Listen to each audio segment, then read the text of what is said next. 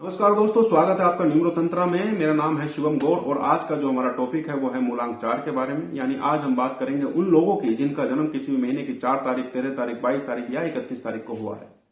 ऐसे लोगों का मूलांक कैलकुलेट करके आता है 4 और इनके जो रूलिंग प्लैनेट है वो है राहु। और राहु के जो ट्रेड्स, जो कैरेक्टरिस्टिक, जो क्वालिटीज हैं वो इनमें हम साफ साफ देख सकते हैं जिनका मूलांक होता है 4। क्या इनकी खासियत होती है, क्या इनकी क्वालिटीज होती है, कैसी इनकी नेचर होती है, इस वीडियो में हम जानेंगे। तो वीडियो को आगे बढ़ाने से पहले आप हमारे YouTube चैनल न्यूरोतंत्रा को सब्सक्राइब जरूर करें, इन वीडियोस को लाइक और शेयर करें और हमारे फेसबुक और इंस्टाग्राम पेज को भी फॉलो करें। दोस्तों, जब भी हम बात करते हैं राहु की तो जान लेना जरूरी हो जाता है कि राहु और केतु का जन्म कैसे हुआ, कैसे इनकी उत्पत्ति हुई, कैसे ये मानव जीवन पर अपना प्रभाव रखते हैं।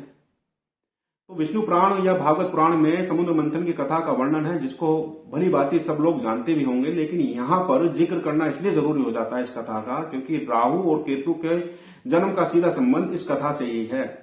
तो डिटेल में न जाकर के शॉर्ट में अगर बात करूं कि जब समुद्र मंथन हो रहा था तो अमृत भी निकला और अमृत पान करने के लिए सभी देवताओं और दैत्यों में लड़ाई शुरू हो गई, कौन पहले अमृत का पान करे। अब ये सब देखते हुए विष्णु भगवान मोहिनी रूप धारण करके आते हैं और माया की रचना करते हैं, भ्रम क्रिएट कर देते हैं और जिसके चलते जो राक्षस थे, जो असुर थे, उनके रूप को देख करके, मोहिनी के रूप को देख करके आकर्षित हो जाते हैं, वशीभूत हो जाते हैं और अमृत पान करना ही भूल जाते हैं। अब इस बात का, इस मौके का फायदा उठा करके मोहिनी सभी देवता गणों को अमृत पान कराती हुई जा रही है। लेकिन एक राक्षस, एक असुर जिसका नाम है स्वरभानु, वो काफी एक्टिव मोड में बैठा हुआ है, अलर्ट मोड में बैठा हुआ। वो देखता है कि एक्चुअल में सिचुएशन है क्या, कि राक्षसों को तो कोई अंदेशा ही नहीं है कि उनके साथ हो क्या रहा है। सभी देवता अमृत पान करते जा रहे हैं, तो क्यों ना मैं भी अमृत पान करूं, मैं क्यों अमृत से वंचित हो जाऊं, मैं क्यों ना अमर रहूं। तो वो देवताओं का वेश धारण करके देवताओं की टोली में जाकर बैठ जाता है और अमृत पान कर लेता है। और जैसे ही कुछ बूंदे अमृत के उसके शरीर में जा रही होती हैं तो सूर्य और चंद्रमा अपनी दिव्यता से उसके असली स्वरूप को तो पहचान लेते हैं और विष्णु भगवान को बता देते हैं। लेकिन अब वो अमृत पान कर चुका है। अब विष्णु भगवान को बता देते हैं तो विष्णु भगवान अपने सुदर्शन से उसका सिर उसके धड़ से अलग कर देते हैं। अब यही जन्म है राहु और केतु का। यानी पहले वो असुर, इसका नाम स्वरभानु है। अब उसके दो पार्ट हो चुके हैं। जो सिर वाला हिस्सा राहु कहलाया गया और जो हेडलेस बॉडी है वो केतु कहलाई गई, क्योंकि अमृत चख चुके हैं, अमृत का पान कर चुके हैं, तो मर तो सकते नहीं। और आगे चल करके इनको सौर मंडल में स्थान दिया गया, इनको छाया ग्रह की उपमा से नवाजा गया, जो अन्य ग्रहों की तरह मानव जीवन पर अपना भी प्रभाव रखेंगे।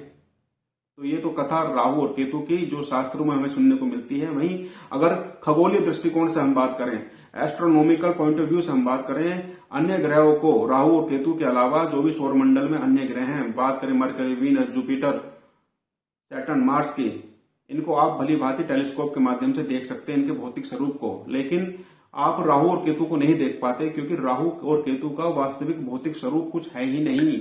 ये गणित द्वारा निकाले गए दो खगोलीय बिंदु हैं। अब वो निकाले कैसे जाते हैं वो अलग विषय है। राहु को नॉर्थ नोड ऑफ मून कहा जाता है, केतु को साउथ नोड ऑफ मून कहा जाता है।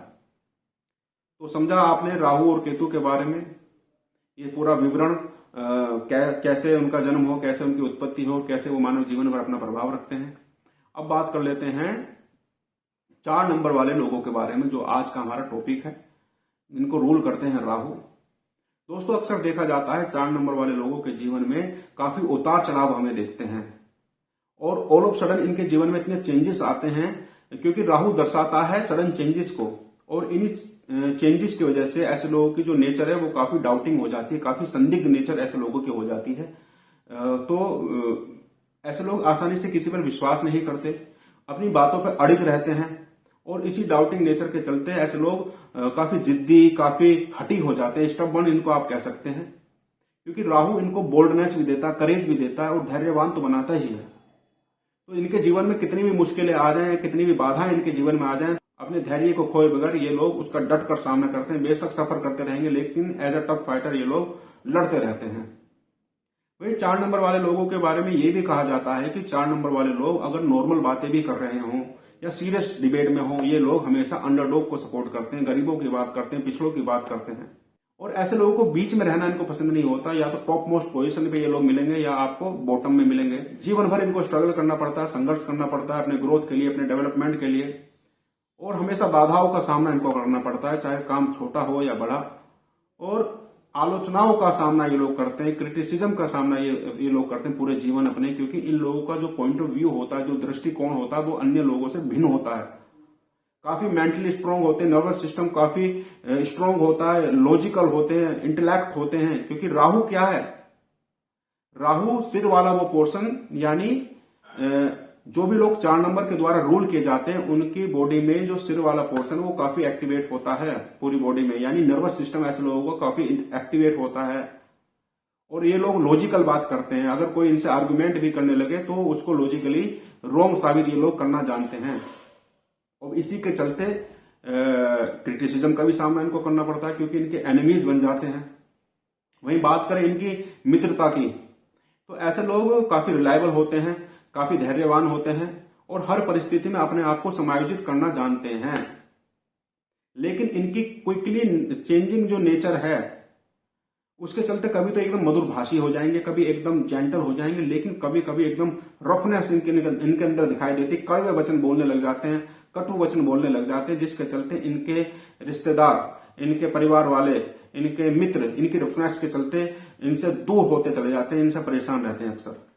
लेकिन इनके टेम्परामेंटल बिहेवियर को अगर आप साइडलाइन कर दें, ये लोग कमाल के होते हैं, गजब के लोग होते हैं, ये बड़े हेल्पफुल होते हैं, बड़े दिलवाले होते हैं, ब्रिलियंट आइडियाज ऐसे लोगों के होते हैं, वर्काहोलिक होते हैं, गोल ओरिएंटेड होते हैं, जमीन से जुड़े होते हैं, मेहनत से पीछे नहीं हटते, प्रैक्टिकल सॉल्यूशन निकालना जानते हैं, प्रैक्टिकल लोग ये होते हैं, सिस्टमैटिक होते हैं, पंक्चुअल होते हैं, एनर्जी से भरपूर होते हैं और बड़े बड़े वेंचर्स को हैंडलिंग ये लोग करते हैं, बड़ी बड़ी प्लानिंग ये लोग करते हैं एग्जीक्यूट।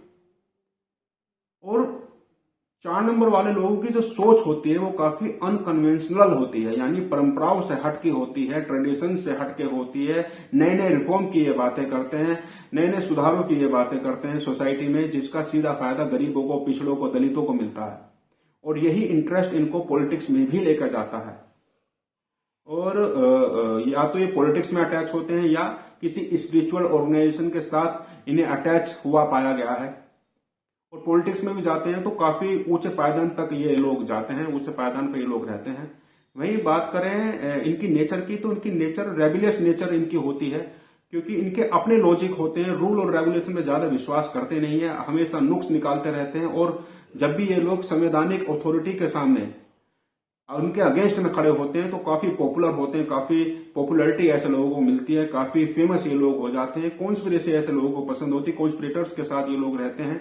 और अक्सर देखा गया है कि टीन एज में लॉ ब्रेकर्स के साथ भी एक ये लोग देखे जाते हैं और कानून तोड़ने में जरा भी ये लोग झिझकते नहीं है, एकदम कानून तोड़ देते हैं। ऐसे लोगों को एक्सट्रीमली सेल्फिश भी कहा जाता है, क्योंकि ऐसे लोग अपना मोटिव पूरा करने के लिए ज्यादा कुछ सोचते नहीं है, किसी का नुकसान भी हो रहा होगा तो कुछ सोचेंगे नहीं, अपना मोटिव पूरा करने के लिए चलेंगे। और ऐसे लोगों को लगता है कि जिंदगी भर मिसअंडरस्टूड किए जाते हैं अन्य लोगों से, क्योंकि इनका जो मेंटल मैच है वो हर किसी के साथ नहीं होता। तो इनकी जो दोस्ती होती है, जो फ्रेंड सर्कल होता है, बहुत लिमिटेड होता है, 1-2 इनके दोस्त होते हैं, पर लेकिन जिसके साथ इनका मेंटल मैचअप होता है तो लाइफ लॉन्ग इनकी दोस्ती चलती है। और लोगों को एक डेफिनेशन में कहा जाए तो ये लोग सेल्फ मेड पीपल होते हैं, क्योंकि इन लोगों को जिंदगी भर मुश्किलों का सामना करना पड़ता है, बाधाएं इनके जीवन में खूब आती हैं, अक्सर आती रहती हैं, क्रिटिसिज्म का सामना इनको करना पड़ता है, काफी आलोचनाएं इनको सहनी पड़ती हैं और जिंदगी में हमेशा लोग इनको मिसअंडरस्टूड करते हैं। उसके बावजूद भी इतने उतार चढ़ाव आने के बावजूद भी ये लोग अपने आप को बनाए रखते हैं, क्योंकि इंटेलेक्ट होते हैं, मेंटली स्ट्रांग होते हैं और जिसका मन मस्तिष्क मजबूत होता है वो हर परिस्थिति से निकल जाता है। तो इनका जो मेंटल लेवल काफी स्ट्रांग होता है। और अगर इनके जो सभी नंबर हैं, चाहे बात करें भाग्य अंक की, चाहे बात करें इनके मूलांक की और चाहे बात करें इनके नामांक की, और इनके साथ जो भी नंबर अटैच हैं वो सब हार्मोनियस नेचर में है, तो ये लोग काफी तरक्की करते हैं, काफी पॉपुलैरिटी ऐसे लोगों की होती है, काफी रिच ये लोग होते हैं, समाज में अलग ही इनकी मान्यता होती है, काफी फेम इनको मिलती है और टॉप मोस्ट पोजीशन पे ये लोग होते हैं। तो ये सब कुछ आपने जाना 4 नंबर वाले लोगों के बारे में, कैसी इनकी नेचर होती है, किस तरीके से वो लोग रिएक्ट करते हैं और क्या उनकी विशेषताएं होती हैं। तो आज के इस वीडियो में बस इतना ही। हम नेक्स्ट वीडियो में बात करेंगे 5 नंबर के लोगों की जिनको रूल करते हैं मरकरी यानी बुध। अगर आपको कोई सवाल है, कोई सुझाव है तो हमें कमेंट बॉक्स में टाइप करके भेज सकते हैं। कोई कंसल्टेशन चाहते हैं तो नीचे दिए गए व्हाट्सएप नंबर पर भी डिटेल्स भेज सकते हैं या हमें कॉल कर सकते हैं। फिलहाल आज के लिए बस इतना ही।